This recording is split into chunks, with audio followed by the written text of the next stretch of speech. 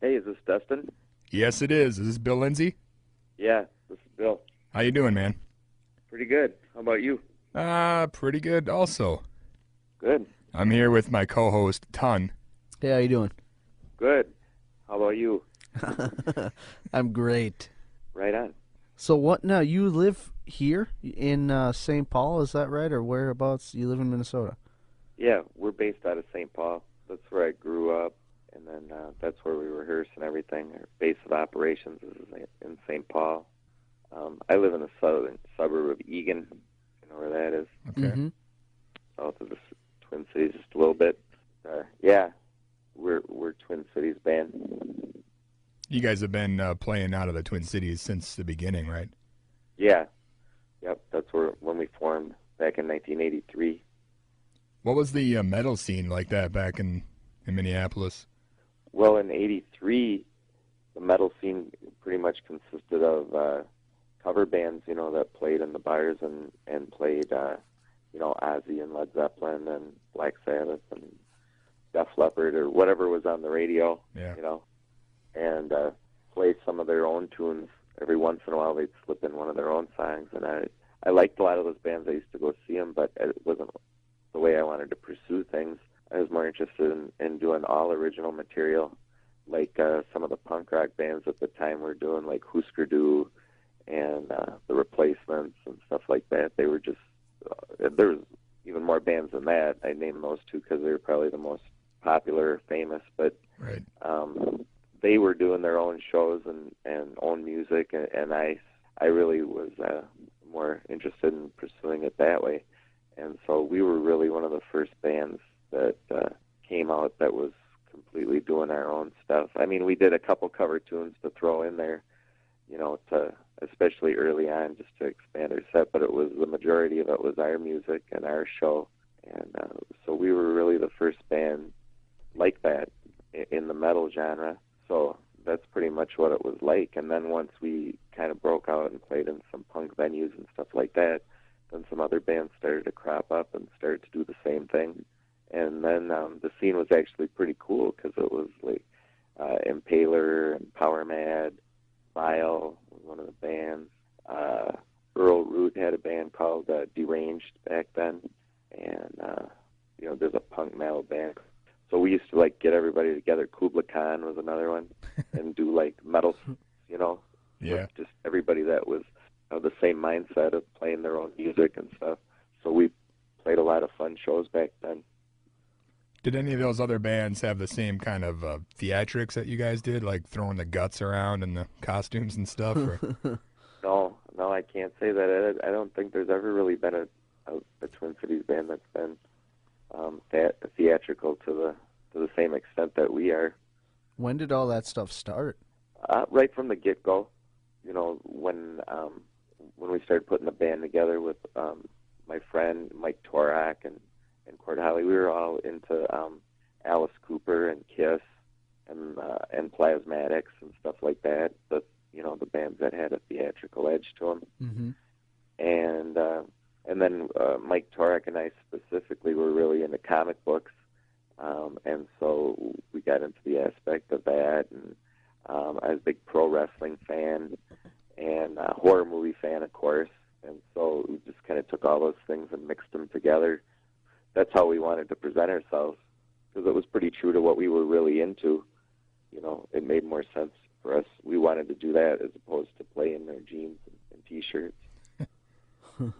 You think that kind of stuff helped you guys kind of stand out more than the other bands? And Well, yeah, I think it definitely did, because at the time no one else was doing that. So, and actually, shortly after we formed is when Kiss took their makeup off, and Alice Cooper really wasn't, touring or doing too much at the time. He was kind of doing experimental music. So, in a way, we were kind of filling a void too. There were glam bands like Motley Crue and stuff like that. Their Shout at the Devil era, but they weren't like straight up horror theatrics like we were. right. So yeah, we kind of filled a void or a niche at that. I mean, just really doing what we wanted to do. as opposed, we do it because it was a trend or anything like that, or it was like, hey, this will make us popular. It was really true to how we felt, how we wanted to present ourselves, because that's really what we were into and what we were all about when we weren't playing music, so. Yeah. So it was very honest. I got to say, I saw you guys last year. You played with Green Jelly, and Oh yeah. What do you think of bands like that, like Guar and Green Jelly, that are kind of adapting that sort of similar stage theatrical kind of stuff? Do you think that's annoying, or are you kind of flattered by that? Or No, I don't find it annoying. I don't know if they're inspired by what we've done, but I embrace that kind of stuff, so I like it, and I think that they don't do what Impaler does specifically. They take it in a different direction. They're more like Muppets playing metal music. Dig it. I'm not saying that in a degrading way. They right. wear big latex costumes and stuff, and we're more visceral, I guess, more straight up. If more stripped down, I guess, or you know what I mean, in a theatrical way. So, yeah, but I definitely, both of those bands I think are great. Now, when you guys were first getting, what was your first LP was the If We Had Brains, We'd Be Dangerous, right? That was the first long play. The very first release was Rise of the Mutants EP. Okay. That was the very first release, and then If We Had Brains was the first full-length LP. Okay. Yeah. Yeah, I remember seeing that. Have you seen that movie Trick or Treat? Yeah. The nerdy kid from, what was that, Yeah. Family Ties or something? Yeah, God, what was his name? Skippy or Skippy, something like that. That was his name on the show. Yeah. I have a funny story about that, because at the time when I knew that movie was coming out, because in rock magazines and stuff, because Gene Simmons was going to be in it and Ozzy Osbourne was going to be in it. So I was very aware that the movie was coming out, and I was planning on seeing it. And we were on tour at the time, but at that point, our first two albums came out on Combat Records, and we were If We Had Brains had come out, and our relationship with Combat Records was kind of waning at that point. They weren't really fulfilling their end of our contract, and weren't spending much money on promoting us, and we were out touring and trying to do our part.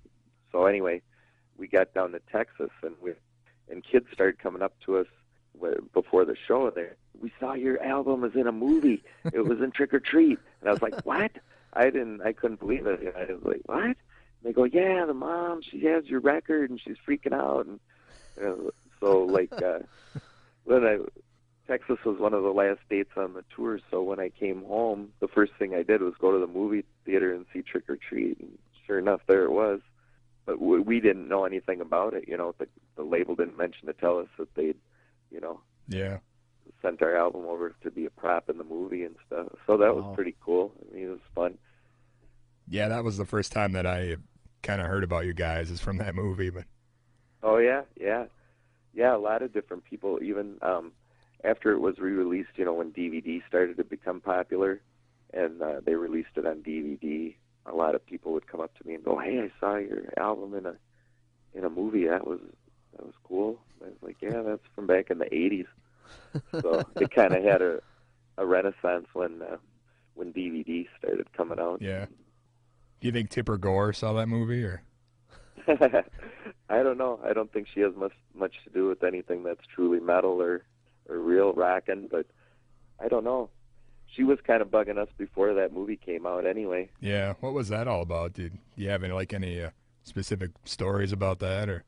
Well, back then, okay, in the early 80s, there was no internet. There was not really cable television. If it was cable, it was real minimal. And, you had to rely on all your news source from the nightly news and the newspapers and stuff like that. But, our label in New York, Combat, they would, call me and say, hey, they're going to be on Nightline tonight, or they were on the night before on Sally Jesse Raphael or something like that, and they were holding up your album. I was like, really? And they're like, yeah, they're protesting it and stuff. I was like, really? I was just like, wow.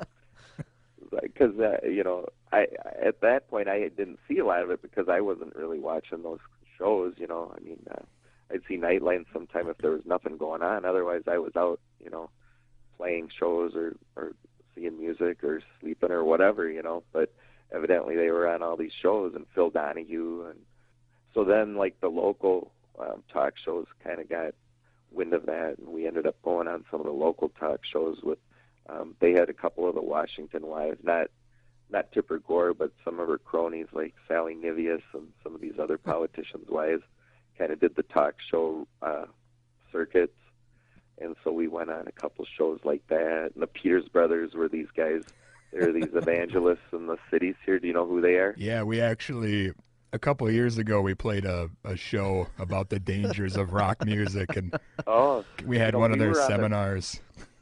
Did you? We were on the cover of one of their things. They actually paid us like to attack one of them, like pretend like we're smashing them in the head with the guitar and stuff. Wow. And, like, yeah, paid us $500 to be on a poster, like attacking them. But those guys are ridiculous. Yeah.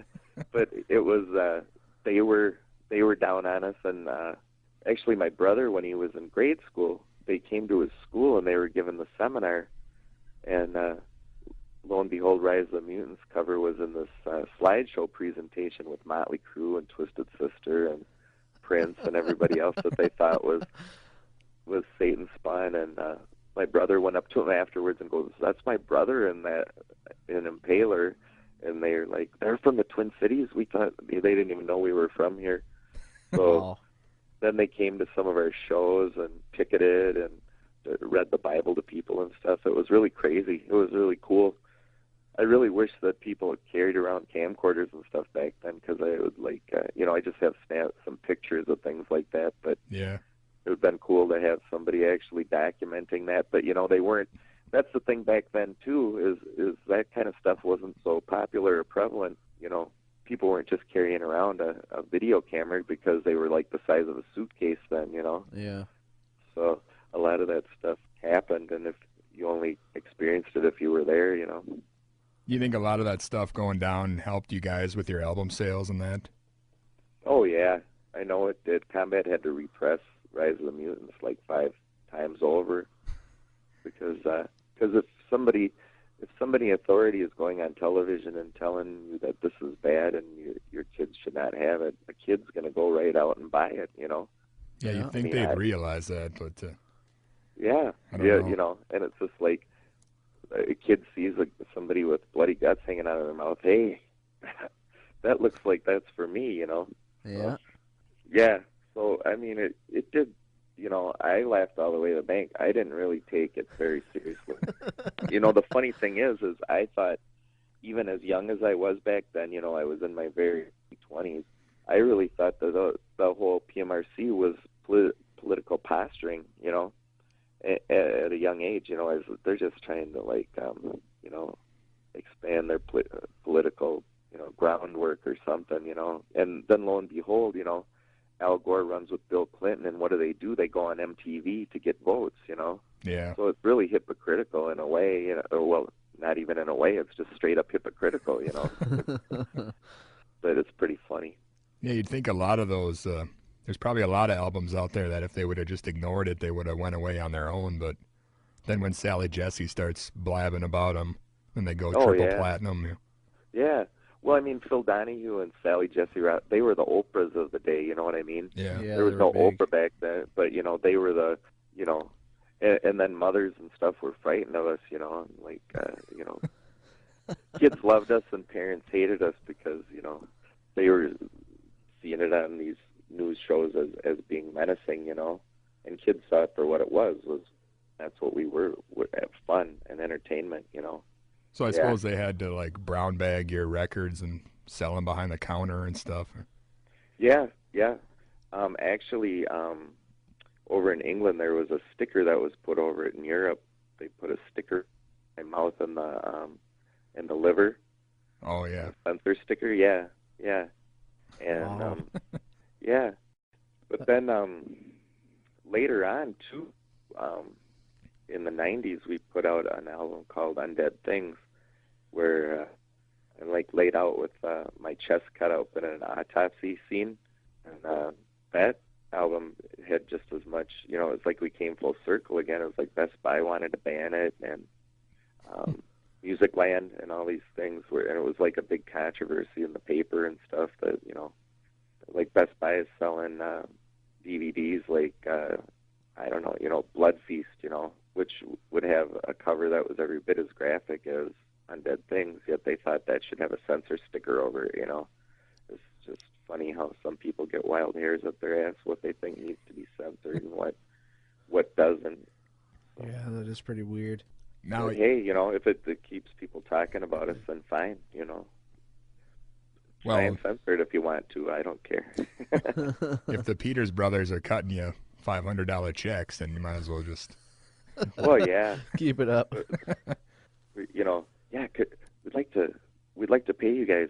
Give you a check to come and you know, pretend like you hit me in the head with a guitar. You know, I'd do that for free. You know, it's like $500. Okay. But yeah, it's pretty funny. Now have you been the only guy that's been with Impaler throughout the hall here, or? Well, on and off. Right now, there's 3 of the 4 original members are still in the band right now. Okay. But they have taken little hiatuses here and there over the years. I guess I'm the constant. Okay. But yeah, Mike Torek and Court Holly are involved in Impaler, you know, right now. So it's pretty fun. Then we've got Tom Croxton, our drummer. He's been in the band for like 10 years now, and some of these guys have been in the band for quite a while. Now, is this your job, or do you guys still have day jobs at this point, or? Oh no, we gotta suffer for our art, so we work for the man a little bit, and then go out and rock out. Yeah. I know you guys had when I saw you, you had, I guess you wouldn't call him like a fly girl or something, but you're just like a dude that was running around throwing stuff all over the place. And oh yeah, that's my son actually. Oh, is it? Yeah. Dr. Corpse. The Peters brothers didn't save him, I take it. Or no, he was too young back then. He grew up with Impaler, and so from a young age he was helping us out and used to kind of be like our prop master and stuff. And like at a certain point he kind of knew what was going on stage more so than some of the band members at the time, you know. He's like wrote stuff out to us, and you know, just helping with the show, and his character kind of evolved. He used to go on a little Reaper outfit, you know, and he was just like about 4 feet high. You know, give me a severed head or something like that, and then yeah. So his character and presence just evolved over the years, and kind of part of the mayhem. Now you guys have a new album coming out here pretty soon? Yeah, we just finished recording it last month. Cryptozoology. It's our first concept album that we've ever done. So each song is about a different creature within the realm of cryptozoology, if you know what that is. Okay, yeah. Some people don't know what that is when I say cryptozoology, but yeah, so we've got the Mothman, Chupacabra, Jersey Devil. We have a Bigfoot trilogy, so there's 3 Bigfoot tunes. And Loch Ness Monster, so the Kraken. Yeah, so it's like they're all accounted for on the album. So it's cool. It's something I've been thinking about doing for a while, and we always kind of wanted to do some kind of a concept album, and so it's finally come to pass. So that's going to be released on December 1st. Okay. You guys had a DVD that just came out too, right? That was your second one, I think, wasn't it? Yeah, House Band at the Funeral Parlor. That's been a few years now. I think that was about 2 or 3 years ago, and that came out. Actually, we've got a ton more stuff now. We could actually do a third one, and probably will within the next year or two, because we played in Europe last summer and stuff. So and just a whole bunch of different footage. Played with Twisted Sister. So there's a lot of new stuff that's waiting to be released, but we have to kind of put all that in order and figure that out. Do you have a tour coming up now with this new album then?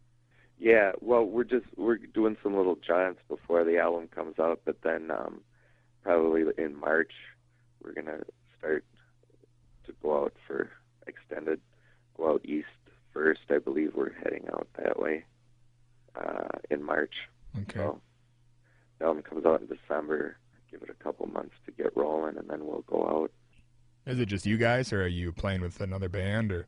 Well, generally how it works out, we end up playing with different bands in different regions. It's just easier to go out by ourselves and play with bands. One nice thing about the internet is that we've like made tons of connections with bands, you know, in just about every state in the U.S. and overseas too.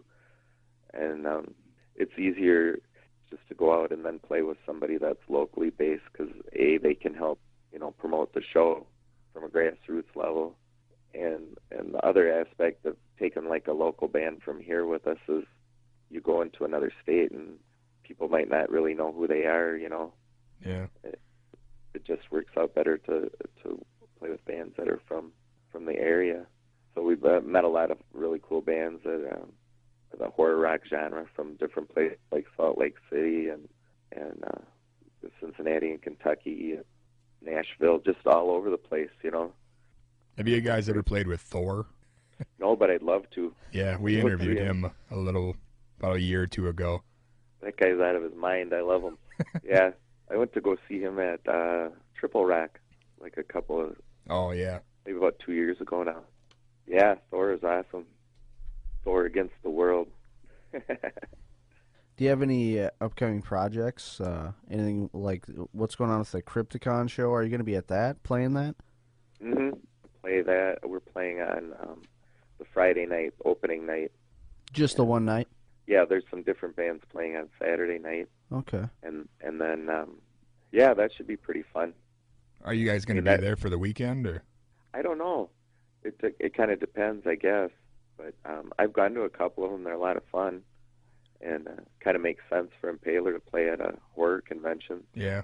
Yeah, that should be pretty cool. We're going to be up there on Saturday, so I don't know if we'll run into you maybe. Or...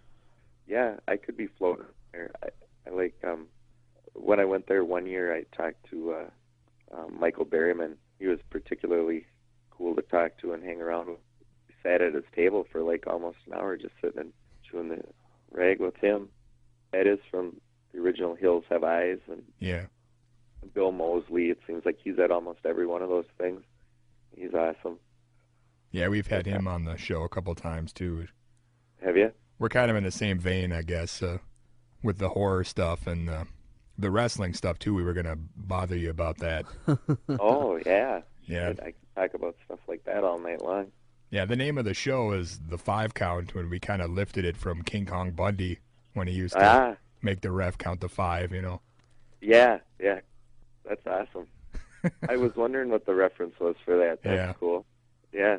Yeah, I love wrestling. I mean, I grew up with that, and, you know, it was very influential for Impaler because, I mean, when I was a kid, I watched AWA wrestling with my grandpa, you know, back in the 60s and stuff. Yeah. And the dudes would, like, I mean, they were busting each other open right on primetime TV, you know, and to see a grown, sweaty man all bleeding from the face, you know, it's like... Yeah, in that time period, it was a big deal. Oh my God, yeah, it was more brutal back then than when right before ECW came out and was really pure, you know. That the 60s and 70s wrestling was just over the top. Mad Dog Vachon and the Crusher, Superstar Billy Graham. I used to watch them every weekend with my grandpa. It was awesome. So I really went through a phase of, I mean, I still watch old wrestling all the time, and like I don't follow it so much week to week. You know, sometimes I go through Jags where I'll watch it for a couple months, and then I kind of get tired of the storylines, and then I drop it for a while. But I'm constantly always watching old. That's the nice thing about Vince buying up the rights for everybody's territories, is that he's been able to put out those really cool DVDs, you know, that have lots of the old AWA footage and stuff included in them. Yeah. Yeah. And I like to watch a lot of that stuff. Yeah, we were listening to your Cage Match Tragedy song before you called. Yeah. Yeah. A couple songs that were wrestling, Cage Match Tragedy and Santo, Viva Santo on It Won't Die, because I love all that old Lucha Libre. Yeah. You ever watch Santo movies or any of that stuff? Yeah, like he fights Martians and Santa Claus. And... monsters. Santa versus the vampire women. Stuff. Yeah. It's great. Shit. Oh, I love it. Yeah. Back in the late 80s, we were actually managed by, he was actually a camera guy at WA, and he worked for Vern Gagne, so he did a couple videos with the cameras, the AWA cameras, and got to hang out with the Nasty Boys, and Shawn Michaels and Marty Jannetty were here then, and DJ Peterson. Yeah. Go out drinking with those guys and stuff. It was. That's where it's at. That really pisses off Tipper Gore when you got like rock and roll Buck Zumhoff in your music videos. Yeah. Well, he was put away for statutory rape or something, wasn't he? I don't know. I guess that's... Yeah, he did some time. Yeah. Wow. So it wasn't just about the music, the rock and roll moniker. He was rocking and rolling in every way imaginable. Maybe Impaler needs to start their own wrestling fed, kind of like the Insane Clown Posse or something. There you go. Yeah. Yep. Impaler Championship Wrestling. You know, back when I used to watch it in the 60s and 70s with my grandpa, every AWA show when it came on, it would say AWA sanctioned by the Minneapolis Boxing and Wrestling Association. Yeah. It was actually sanctioned. I mean, who the hell ran the Minneapolis Boxing Wrestling? I don't know. Maybe it was something Vern Gagne made up, but it seemed just more legitimate, And then Vince McMahon changed it to sports entertainment so he wouldn't have to pay sanctions to these boxing wrestling associations, Yeah. Who was the commissioner guy from the AWA? It was like Lord Blears or something? Stanley Blackburn. Yeah. The AWA. Blackburn and then that Lord Blears guy. Lord Blears and Wally Carbo. They were probably in charge of the boxing I remember commission. Wally Carbo got arrested for fencing. He was back in the 70s. My grandpa's like, holy crap, Wally Carbo was arrested for fencing. He was running a fencing outfit but I don't know. Yeah. Was that like similar to cockfighting back then, or what was the big deal? Well, to be a fence means that you take stolen goods in and then you sell them out, to like somebody. Okay. Yeah. I was picturing a guy with a sword. Yeah. Oh no, yeah. I can understand that. White pads. Your confusion, but to be a fence, that meant that somebody rips off a truck with a bunch of TVs and hair dryers, and then he'd take them and farm them out to people to sell them on the streets or something like that. All right. Like the Foot Clan, or that's Yeah. I said like the Foot Clan, Like like in Turtles. Don't they do that? I guess that's that's more serious than out there sword fighting on the sidewalk. Yeah, that might get kind of messy. Well, we've really kind of gotten off track here, I guess. Well, I told you I could talk about wrestling all night, but yeah. Well, I suppose, is there anything else you want to mention before we let you go, or the new album Cryptozoology comes out in December? December 1st. It'll be the release date for that. It'll be available on all the downloading venues, iTunes, Rhapsody, Napster, Amazon, anyone you can think of. So it'll be out for the general public consumption on December 1st. All right. Well, thanks a lot, man, for letting us interview you and stuff. And I appreciate it. Thanks for your time. And hope maybe I'll see you at Crypticon or Halloween or sometime. Yeah, definitely. That'd be cool if we run into each other at Crypticon and whatnot.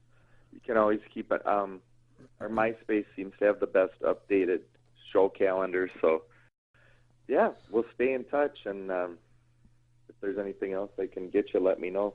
All right. Sounds good, man. Cool. Thanks, man. All right. Yeah, nice talking to you guys. You too. Bye now. Take it easy.